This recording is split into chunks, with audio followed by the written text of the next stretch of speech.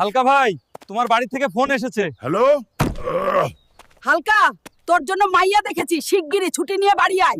Sir, আমার বিয়ে ঠিক হয়ে গেছে, আমার 1 মাসের ছুটি লাগবে। কি বলছো হাল্ক?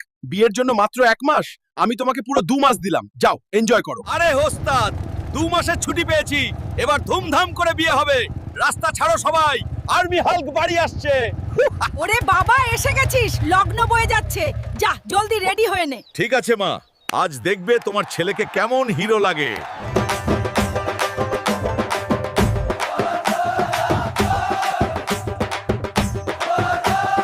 হালকা ভাই থামুন, হেডকোয়ার্টার থেকে ইমার্জেন্সি ফোন এসছে। হ্যালো।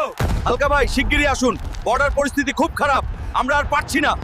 ওরে হালকা, বিয়ে ফেলে কোথায় যাচ্ছিস? ফিরে আয় বাবা। মা, কান্দিস না, বিয়ের চেয়ে দেশ বড়, আমাকে যেতেই হবে। বন্ধুগণ, বিয়ে পরে হবে, আগে বর্ডার বাঁচানো মেন কাজ।